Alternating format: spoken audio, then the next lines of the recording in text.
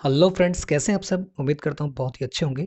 Friends, अगर digital currency में आपने निवेश किया है, यानी बिटकॉइन या किसी भी दूसरी क्रिप्टो करेंसी में अगर आपने निवेश किया है, तो आपको टैक्स कैसे फिल करना है, कैसे भरना है, वो सारी की सारी चीज़ें आपको पता होना बेहद ज़रूरी है। तो फ्रेंड्स, इस वीडियो में हम वो सारी बातें डिस्कस करने वाले हैं कि किस तरीके से हमें टैक्स को फाइल करना है, किस तरीके से हमें टैक्स को भरना है क्रिप्टो करेंसी या बिटकॉइन के लिए। ठीक है फ्रेंड्स, तो ये वीडियो आपके लिए बहुत ही इंपॉर्टेंट होने वाला है, क्योंकि मैं जानता हूँ कि आप सब लोग क्रिप्टो करेंसी में इन्वेस्टमेंट करते हैं। तो अगर आप क्रिप्टो में इन्वेस्टमेंट करते हैं तो आपको ये जानना बेहद ज़रूरी है।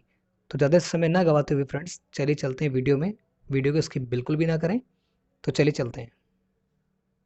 तो नमस्कार दोस्तों, स्वागत है आपका हमारे YouTube चैनल एक आइडिया में। तो सबसे पहले दोस्तों, अगर आप हमारे चैनल पर नए हैं तो हमारे चैनल को सब्सक्राइब कर लें और बेल आइकन पे प्रेस कर दें, ताकि आप हमारी किसी भी आने वाली वीडियो को मिस ना कर पाएँ, क्योंकि हमारी हर वीडियो में कुछ ना कुछ नया आपको ज़रूर मिलेगा। फ्रेंड्स, हाल ही में इंडिविजुअल टैक्स पेयर्स के लिए इनकम टैक्स रिटर्न फाइल करने की जो समय सीमा है वो 31 दिसंबर तक बढ़ा दी गई है। जी हाँ फ्रेंड्स, उसको 31 दिसंबर तक एक्सटेंड कर दिया गया है। कई ऐसे टैक्स पेयर्स हैं जिन्होंने क्रिप्टो करेंसी में निवेश करके बहुत मोटी कमाई की है। हम लोगों के बीच में ऐसे बहुत सारे लोग हैं फ्रेंड्स, जिन्होंने क्रिप्टो करेंसी में इन्वेस्टमेंट किया था और 1-2 साल पहले यदि उन्होंने इन्वेस्टमेंट किया था तो आज की अगर हम बात करें तो उन्होंने अच्छा खासा रिटर्न वहाँ से कमा लिया है, अच्छा खासा प्रॉफिट कमा लिया है। तो ऐसे में उस कमाई पर जो टैक्स लगेगा वो कैसे लगेगा, सवाल यहाँ पे ये खड़ा हो जाता है। तो इसको लेकर कन्फ्यूजन की स्थिति बनी हुई है बहुत सारे लोगों में कि किस तरीके से हमें इस टैक्स को पे करना है या हम बैंक में कैसे अकाउंट इसको ले सकते हैं। तो क्रिप्टो करेंसी को लेकर सरकार का जो स्टेटस है अभी तक साफ नहीं है। हालांकि मीडिया रिपोर्ट्स के मुताबिक माना जा रहा है कि क्रिप्टो करेंसी बिल में इसे कमोडिटी का दर्जा दिया जाएगा और टैक्स से लेकर तमाम नियम उसी के अनुरूप होंगे।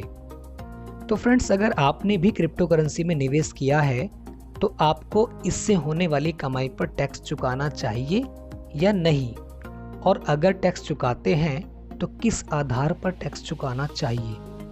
इसको लेकर टैक्स एक्सपर्ट्स की राय के बारे में जानते हैं। टैक्स बडी के सुजीत बांगर ने CNBC टीवी के टीवी 18 के साथ बातचीत में कहा कि क्रिप्टो करेंसी में निवेश पर जो कमाई हुई है उस पर 2 तरीके से टैक्स चुकाया जा सकता है।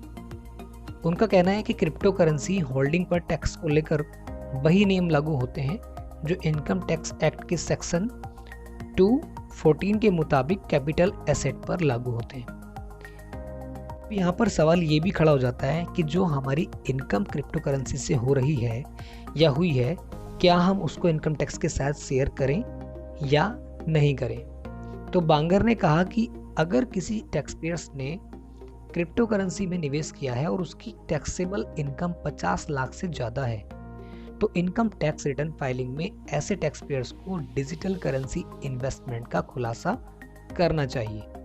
जब वह क्रिप्टो करेंसी होल्डिंग को बेचता है तो उसे या तो नुकसान होगा या फिर फायदा होगा।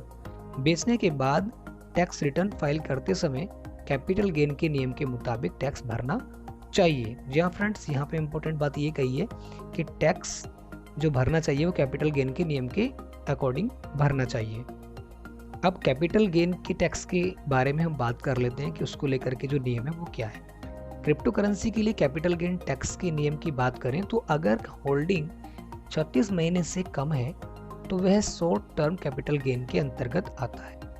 अगर वह 36 महीने से ज़्यादा होता है तो यह लॉन्ग टर्म कैपिटल गेन कहलाता है। तो टैक्स पेयर्स का इन्वेस्टमेंट किस कैटेगरी में आता है उसी हिसाब से टैक्स लगेगा।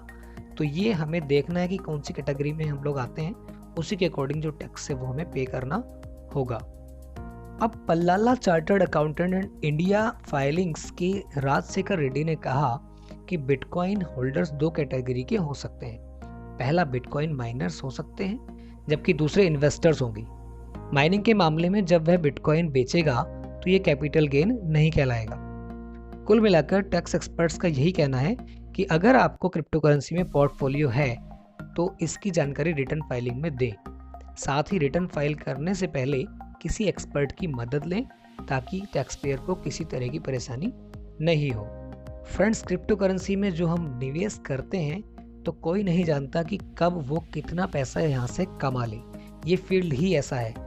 तो यहाँ जब तक आपको कमाई नहीं होती है तब तक आप बिल्कुल शांति से बैठे रहते हैं, लेकिन जैसे ही आपको जिस भी दिन आपकी जो कमाई है वो लाखों में पहुंच जाएगी या अच्छा प्रॉफिट आपको वहाँ से मिलने लगेगा या मिल जाएगा, तो आपको यही टेंशन होगी कि हम टैक्स को कैसे पे करें, या मैं बैंक में इस अकाउंट को लूँ या ना लूँ, और अगर लूँ तो कैसे लूँ। कहीं ऐसा ना हो कि इनकम टैक्स से मुझे सीधा नोटिस आ जाए, तो फिर क्या होगा, फिर मैं क्या करूँगा। तो बहुत सारे लोग ऐसे होते हैं फ्रेंड्स जिनके पास जिन्होंने अच्छा खासा रिटर्न यहाँ से लिया है, बट उनका जो अमाउंट है वो अभी भी एक्सचेंजेस पर ही पड़ा हुआ है। उसको वो सेल करते नहीं है क्योंकि उनको डर लगता है, या फिर उसको बैंक में नहीं लेते हैं, कभी कोई प्रॉब्लम ना हो जाए।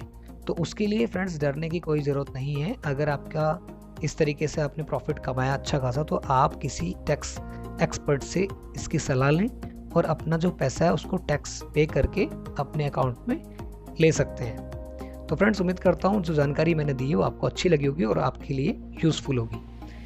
तो ऐसे ही बने रहिए फ्रेंड्स, और अगर अभी तक चैनल को सब्सक्राइब नहीं किया है तो प्लीज़ कर दीजिए, मोटिवेशन मिलता है फ्रेंड्स, और फ्री में सब्सक्राइब होता है यार, तो प्लीज़ सब्सक्राइब ज़रूर करें। तब तक के लिए फ्रेंड्स घर रहें, सुरक्षित रहें। जय हिंद।